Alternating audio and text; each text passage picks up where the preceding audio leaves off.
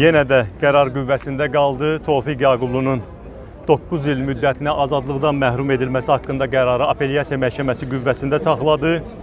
Çin, qərəz ədalətə qalib gəldi. Qəddarlıq qalib gəldi. Bu gün də ədalət olmadı və qanunsuz qərar qüvvəsində saxlandı. Qisasçılıq davam edir. Bugünkü polis əməliyyatda göstərir ki, siyasi prosesdir. Ancaq siyasi prosesdir. Vəssalam.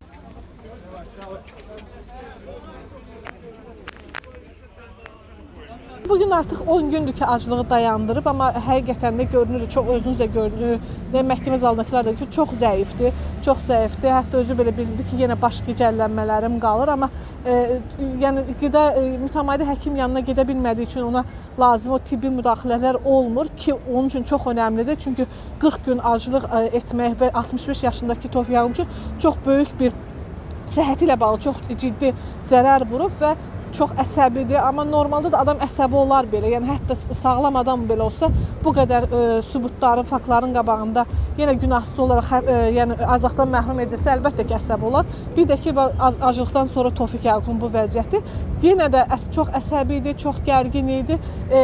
Düzdür, özü belə dedi ki, artıq yoruluram, tez yoruluram. Ona görə hətta çıxışını belə yarımçıq elədi, çox uzun etmədi. Halbuki gündənlə danışsa da belə yenə Tofiq Yaqublu özünün suçluluğunu yəni sübut eləsə də bizim üçün mahiyyət heç bir şey dəyişmədi. Onu da gördük, çox təəssüflü. Videolarımızı vaxtında izləmək üçün Baku Times şəbəkəsinə abunə olub bildirimləri açmağı unutmayın.